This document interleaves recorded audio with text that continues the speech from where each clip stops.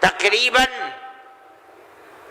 80-82 سال کے بعد کانگریس بنی، اور کانگریس کا جو مقصد تھا، جو آج بھی کتابوں میں موجود ہے، وہ ملک کی آزادی نہیں تھا۔ مقصد تھا کہ جو دو جہاد ہوئے ہیں 1832 اور 1857 میں، اس کی وجہ سے جو ملکہ برطانیہ اور ہندوستان کے بسنے والوں کے درمیان دوری ہو گئی ہے، اس دوری کو دور کیا جائے اور حالات کو صحیح کیا جائے۔ علماء کا یہ نظریہ نہیں تھا۔ علماء کہتے تھے ملک غلام ہو گیا، غلامی کی زنجیروں کو توڑو، انگریز کو بھگاؤ، ملک کو آزاد کراؤ۔ یہ تو حالات تھے جس کے اندر مسلمان داخل ہوئے کانگریس میں، موجود ہیں۔ ایک شخص نے حضرت گنگوئی رحمت اللہ علیہ، جو ہمارے بزرگ ہیں، دارالعلوم کو کی بنیاد رکھنے والے ہیں، سن 1857 کے اندر جیل میں بند ہو گئے تھے۔ یہ سمجھتے تھے کہ قتل کر دیا جائے گا بغاوت کے الزام میں، لیکن چھوٹ گئے۔ ان سے پوچھا کہ ایک جماعت بنی ہے جس کے بنیادی کردار ہندو بنا رہے ہیں، کیا مسلمانوں کے لیے اس میں شریک ہونا جائز ہے؟ حضرت نے فتویٰ دیا، جس طرح ایک ہندو اور ایک مسلمان کاروبار اور بزنس میں شریک ہو سکتا ہے، تو اسی طرح کانگریس کے ساتھ مسلمان شریک ہو سکتا ہے، بشرطے کہ اپنے دین کا نقصان نہ ہو۔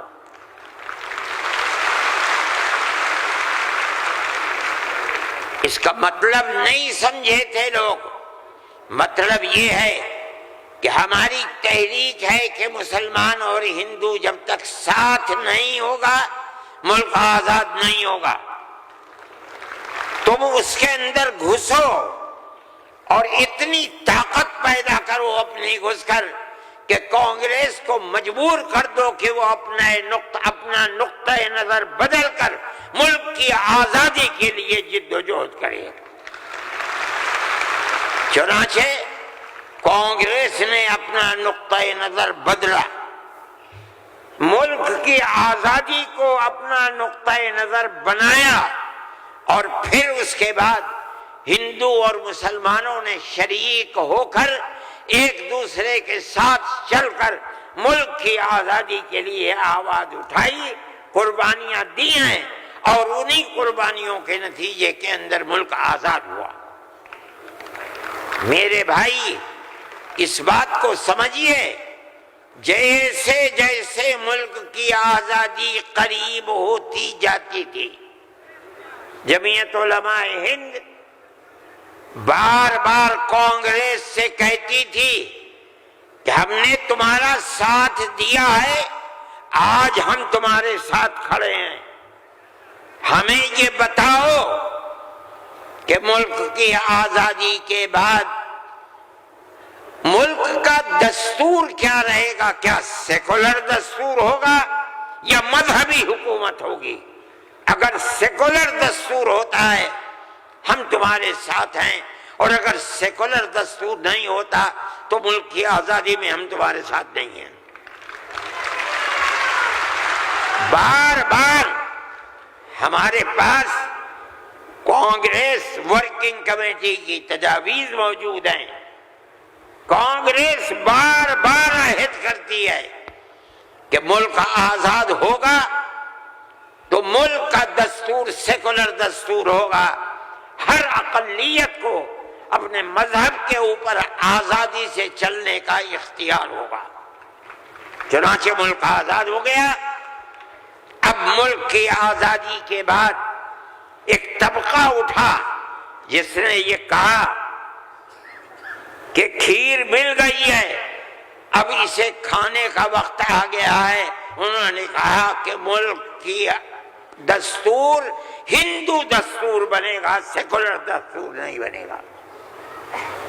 جمعیت علماء ہی کے لوگ تھے، مولانا ابوالکلام آزاد تھے جو جمعیت علماء کی ورکنگ کمیٹی کے ممبر تھے، مولانا مدنی تھے، مفتی اعظم مفتی کفایت اللہ تھے، مولانا حفظ الرحمن سوہروی تھے، اور ان کے پیچھے لاکھوں آدمی تھے۔ انہوں نے کہا جو ہم سے وعدے کیے ہیں ان وعدوں کو پورا کرو۔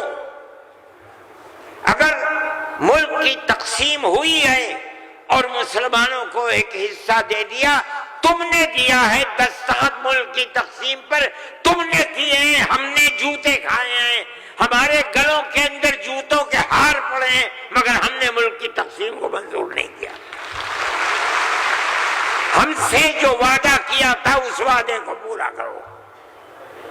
جو دستور کے اندر دفعات ہیں کہ ہر اقلیت کو اپنے مذہب پر چلنے کا حق ہے، یہ دفعات جمعیت علماء کی دی ہوئی دفعات ہیں، مولانا ابوالکلام آزاد کی دی ہوئی دفعات ہیں، مولانا مدنی کی دی ہوئی دفعات ہیں، مفتی کفایت اللہ کی رکھی ہوئی دفعات ہیں، جن دفعات کی بنیاد پر ہر اقلیت ملک کے اندر ملک وہ حصہ سمجھتی ہے جو حصہ کوئی اکثریت کا فرد سمجھتا ہے۔ یہ جمعیت علماء کی تاریخ ہے۔ ہم اپنے مذہبی اعتبار سے دستور کو ہاتھ میں لے کر کہہ سکتے ہیں کہ ہمیں اپنے مذہب پر چلنا اور مذہب کو اختیار کرنے کا حق ہے، اس دستور کے اندر ہے۔ نعرہ تکبیر! میرے بھائی، نعرہ تکبیر! میرے بھائی، میرے پاس واٹس ایپ نہیں ہے، میں یہ لغو کام نہیں کرتا، نہ مجھے فرصت ملتی ہے کہ میں دیکھتا ہوں ہر وقت واٹس ایپ کو۔ مجھے آج صبح ایک صاحب نے دکھلایا کہ کل مودی جی نے، وہ بڑے آدمی ہیں، میرے ملک کے وزیر اعظم ہیں، انہوں نے تقریر کی ہے اور اس کے اندر یہ فرمایا ہے کہ وقف ہندوستان کے دستور کے اندر وقف کوئی چیز نہیں ہے۔ مجھے حیرت ہوئی کہ ایک ملک کا وزیر اعظم اور ہندوستان جیسا وزیر اعظم یہ بات کہہ رہا ہے۔ میں کہتا ہوں کہ وقف قرآن کا فیصلہ ہے، اللہ کے نبی حضرت محمد کا فیصلہ ہے، ہمارے دین کا جز ہے۔ وقف کا لفظ نہیں آیا، لیکن یہ بات آ گئی 25 اور 26 دفعات کے اندر کہ اس ملک میں ہر اقلیت کو اپنے مذہب کو پکڑنے، اپنے مذہب کو چلنے کا اختیار ہے۔ کیا مطلب یہ ہے کل کو آپ کھڑے ہو کر کہہ دیں کہ نماز کا ذکر دستور کے اندر نہیں ہے، حج کا نام دستور کے اندر نہیں ہے، زکوٰۃ کا نام دستور کے اندر نہیں ہے، رمضان کے روزوں کا نام دستور کے اندر نہیں ہے، اس لیے ہر چیز کو مٹا دیا جائے۔ یہ کیا چیز ہے؟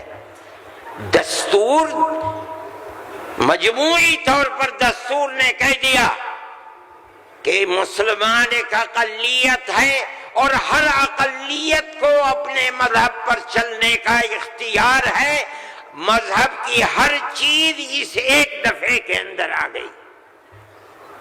وقف کا مسئلہ،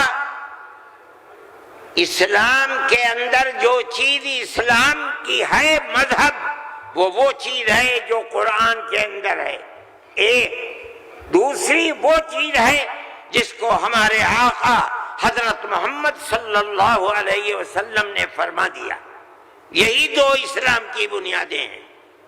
سمجھو، قرآن کی آیت ہے، چوتھے سپارے کی پہلی آیت، لن تنالوا البر حتى تنفقوا مما تحبون.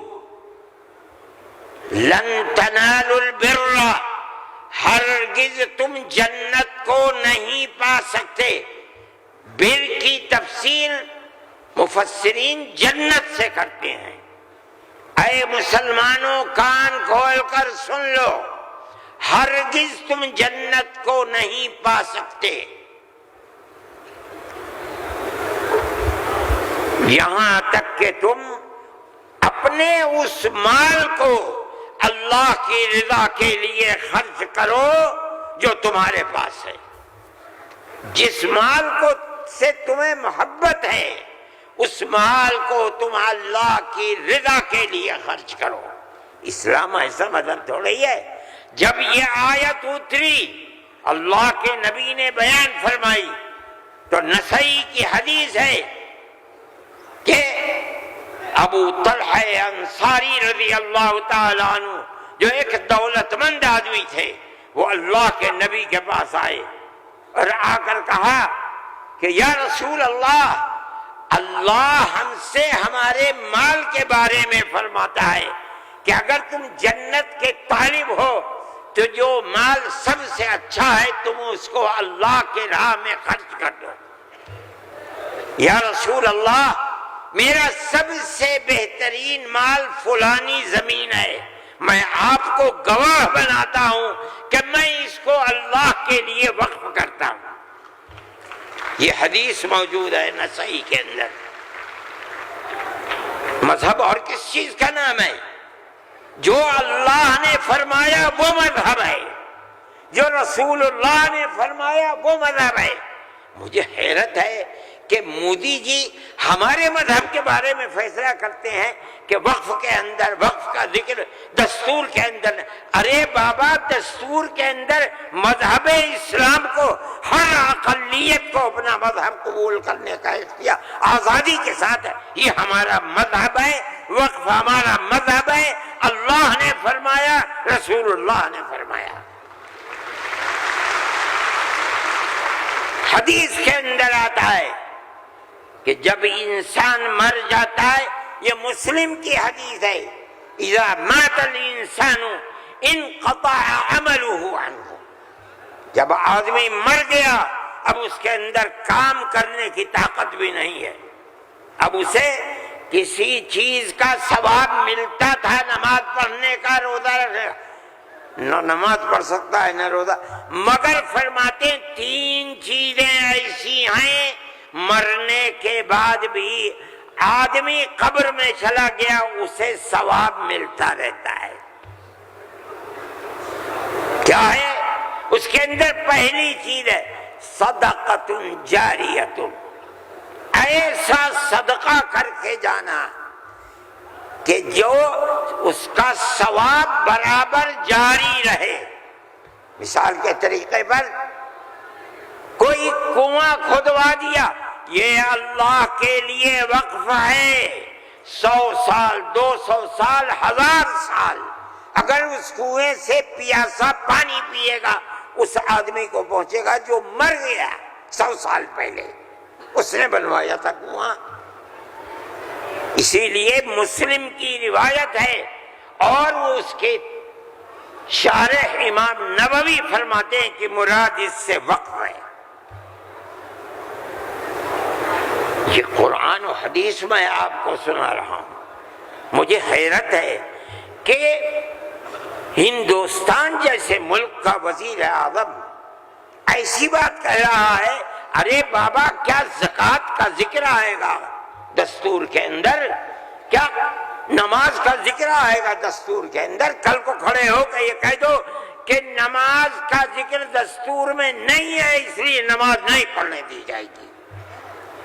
زکوٰۃ دستور میں نہیں ہے، زکوٰۃ نہیں کرے. میں سوچتا ہوں کہ اللہ، ملک کا کون بول رہا ہے؟ وزیر اعظم، اور ایسی چیز بول رہا ہے جس کے نہ سر ہے نہ پر ہے. ہم اس کے مخالف ہیں. ہم کہتے ہیں پڑھو، خود نہیں پڑھتے، پڑھے ہوئوں کو بلاؤ، ان سے پوچھو دین کیا ہے، مذہب کیا ہے، ہم بتائیں گے۔ ہمارا ملک ہے، ہم ہمیشہ سے اس ملک میں رہتے آئے ہیں۔ اگر ہندو کی ذات برہمن ہے، جاؤ کشمیر میں مسلمان بھی برہمن ہے۔ اگر ہندو تیاگی ہے، مسلمان بھی تیاگی ہے۔ اگر ہندو راجپوت ہے، مسلمان بھی راجپوت ہے۔ ہم کہاں سے آئے ہیں؟ ہم تو اسی ملک کے رہنے والے ہیں۔ جس کو ہندو کوئی مذہب پسند ہے وہ ہندو مذہب کے اوپر ہے، جسے عیسائی مذہب پسند ہے وہ عیسائی بن گیا، جسے سکھ مذہب پسند ہے وہ سکھ بن گیا، جسے اسلام مذہب پسند ہے وہ مسلمان بن گیا۔